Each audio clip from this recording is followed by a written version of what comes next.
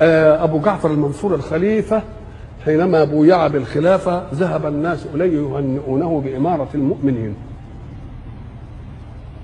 دخل عليه واحد من الواعظين اسمه سيدنا مقاتل بن سليمان.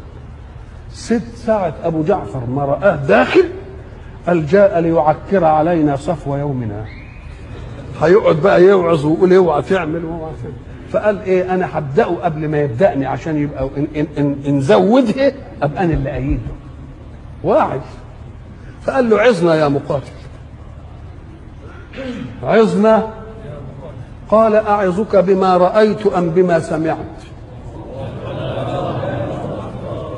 اصل السمع ده يبقى اكثر من الرؤية.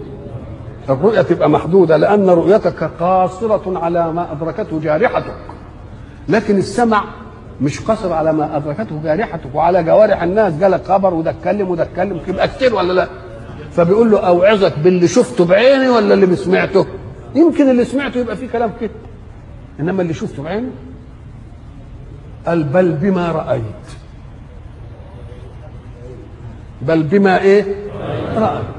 قال يا امير المؤمنين مات عمر بن عبد العزيز الخليفة الاموي وقد ترك 11 ولدا وخلف 18 دينارا بالتركه، كفن منها ب5 واشتري له قبر ب4 ثم وزع الباقي على ورثته.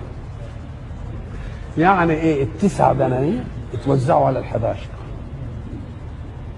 خلاص.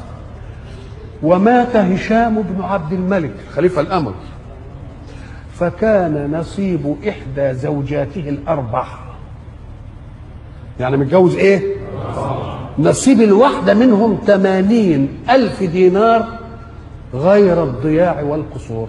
دي فلوس كده اسمها فلوس ايه؟ سيد.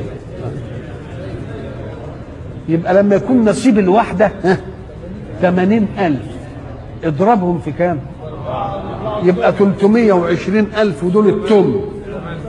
اضرب 320,000 في 8 يطلع التركة من النقد فقط دون الضياع. في أكثر من كده بقى؟ طيب عال قوي. وبعدين يا سيدي، ووالله يا أمير المؤمنين لقد رأيت بعيني هاتين في يوم واحد ولدا من ولد عمر بن عبد العزيز يحمل على 100 فرس في سبيل الله، وولدا من ولد هشام بن عبد الملك يسأل الناس في الطريق. ليه ربنا بيعمل المثل دي قدامنا؟ علشان نعقل ونقول انت ما دخلتش الدنيا بجيب وبفلوس، اخرج منها زي ما دخلت، خليك مؤدب وسيب الباقي اللي اعطاه هو اللي ورثه.